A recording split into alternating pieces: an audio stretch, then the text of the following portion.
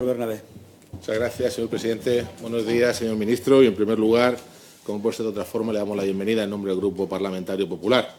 Y permítame que le recuerde que es hoy, 184 días después de su toma de posesión, que fue el 7 de junio, cuando comparece por primera vez ante esta Cámara. Hoy, 27 de noviembre de 2018. Y no antes, tal y como me dijo usted recientemente en un pleno, que ya había comparecido ante el Senado. Nada menos que casi 200 días, señor ministro, más de medio año para que haya tenido usted a bien venir a esta sede de la soberanía del pueblo español para dar cuentas de su gestión. Permítame que se lo diga, con consideración, pero muy mal, señor Ábalos, muy mal. Esperemos que, salvo que el doctor Sánchez le haga caso y convoque pronto elecciones, cosa que personalmente dudo que vaya a ocurrir, dado que le gusta mucho subirse al Falcon, corrija usted esa actitud y en lo sucesivo comprenda que al Senado hay que venir con frecuencia a dar la cara, por respeto a lo que establece la Constitución, por lo que significa esta institución y por el derecho que tienen los ciudadanos españoles, a través de sus legítimos representantes políticos, a fiscalizar su labor en el Ejecutivo. Y entrando ya en su comparecencia, señor ministro, pues ¿qué quiere que le diga? Decepción absoluta. Después de 6 meses al frente del Ministerio, no es usted ni mucho menos un recién llegado y, sinceramente, aparte de los consabidos buenismos de futuro, espacios de diálogo y de consenso, redacción de estrategias y demás propuestas vacuas al uso, pues, sinceramente, esperábamos algo más.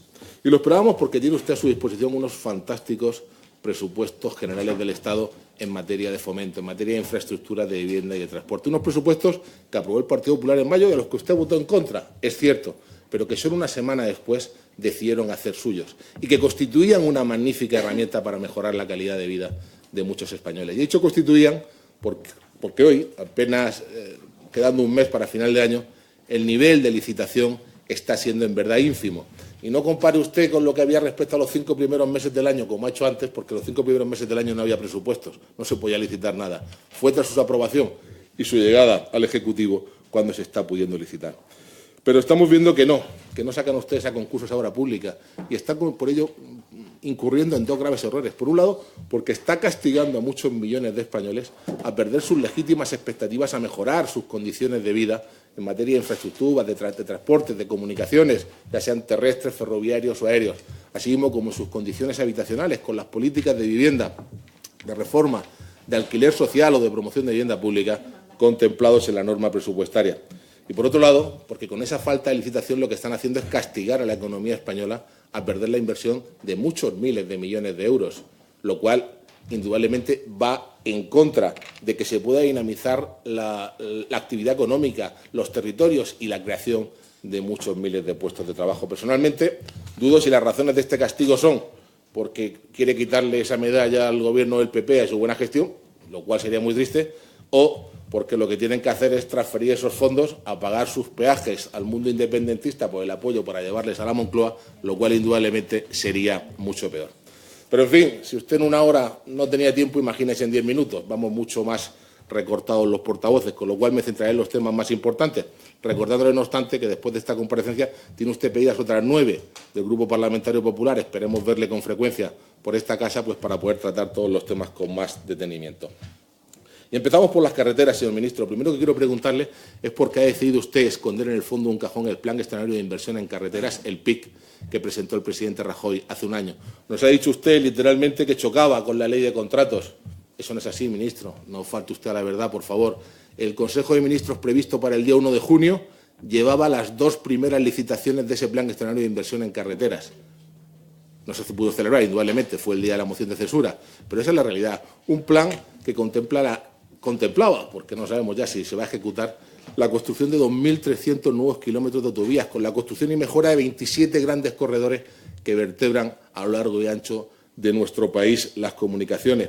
Y va a suponer, en el periodo 2018-2021, incrementar en un 20% el parque de autovías. Y eso significa seguridad vial, señor ministro, y es salvar vidas, y además ahorrar tiempos de viaje a todos los conductores. Y haciéndolo además mediante colaboración público-privada, eso que tanto les gusta ahora a ustedes, que se han hecho amigos de los grandes constructores del Chopin, con el apoyo del Plan Juncker, movilizando 5.900 millones de euros, que además no computaban como déficit, y generando un mínimo de 150.000 empleos. Espero su respuesta, señor ministro. Y sin dejar las carreteras, pasamos a los usuarios. Ha querido usted decir que de este tema no entraba porque ya lo habíamos discutido previamente en el Pleno. Bueno, pues yo sí quiero que lo discutamos, señor ministro, porque verdaderamente la situación de caos, cuando no directamente de temor, la que tienen sumidos ustedes a los conductores en nuestro país, más de 30,5 millones, es verdaderamente importante. Las 75.000 familias que comen del taxi y la VTC en pie de guerra por el régimen legal que les han impuesto, que no soluciona en nada el problema, que lo único que hace es dilatarlo en el tiempo 4 años y trasladárselo a terceros, comunidades autónomas y ayuntamientos, vía imposición, vía Real Decreto, su fórmula preferida, sin negociar con el sector y ya no le digo con el resto de fuerzas parlamentarias. Exactamente lo mismo con los transportistas. Más de 3 millones de camiones y vehículos pesados en España, señor ministro. Aprobado ya, cómo no, otro Real Decreto que dice que los pueden obligar a circular por las autopistas. Eso implica pagar peajes, incrementar sus costes y lastrar su competitividad. Pregúntele usted al sector qué es lo que piensa al respecto, porque desde luego todavía no lo ha tenido a bien.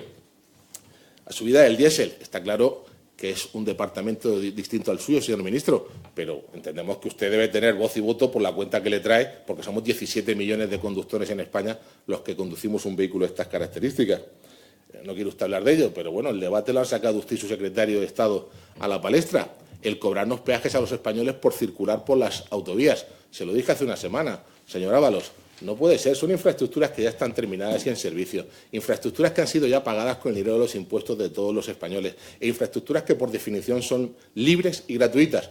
Hagan, por favor, lo único que saben hacer bien y rectifiquen y retiren esa medida de su plan de actuación. Y por último, la red de radiales. Sabe usted que fueron rescatadas con la finalidad de que pudieran seguir prestando un servicio público a los ciudadanos y dada su situación de quiebra. Pero también hay que recordar, señor ministro, que las expropiaciones de esas radiales, que no fueron precisamente en época del PP, pasaron de 400 millones presupuestados a 2.300 millones de euros.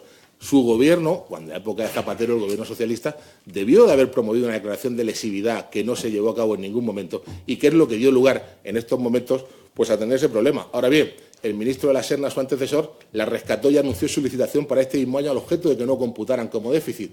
¿Qué es lo que ha hecho usted en 6 meses? Absolutamente nada. Eso es incapacidad o es incompetencia, pero desde luego poco habla bien de la acción de su ministerio. Y seguimos con los ferrocarriles, también muy rápidamente, ante la escasez de tiempo. Coincidimos en su diagnóstico. Hay que modernizar por completo lo que es la flota de ferrocarriles españoles para estar a la altura de lo que exige el siglo XXI en una nación europea moderna como es España. Y empiezo a preguntarle por los dos principales corredores. El Atlántico, del que poco o nada sabemos, más allá de que usted recientemente ha dicho que va a nombrar un coordinador, y también las, por desgracia, tristes noticias y preocupantes que nos llevan tanto de Portugal como de Francia, poniendo en duda la conectividad con el corredor atlántico que estamos promoviendo desde España y que a tantas regiones beneficia. Tienen ustedes que batirse el cobre, señor ministro, con estas naciones y sobre todo en Bruselas. Esperemos que con más éxito, desde luego, que el que ha surgido con el tema de Gibraltar, donde, desde luego, las consecuencias, según estamos viendo todos los días y nos dicen todos los expertos, no han podido ser más calamitosas con esa renuncia a esos derechos que teníamos reconocidos por tratado. Y además del Atlántico, le pregunto indudablemente por el Mediterráneo, por su trascendencia.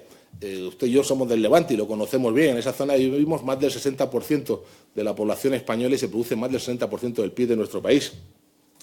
Y, en particular, sobre este asunto le quiero preguntar por los tramos que se iban a licitar por el PP y que no se han licitado por el PSOE y por los plazos que se iban a cumplir por el PP y que se han retrasado ya por el PSOE. Y no meses, sino años, como muy recientemente le acaba de recriminar en público la plataforma Quiero Corredor con los múltiples colectivos sociales y empresariales que la configuran.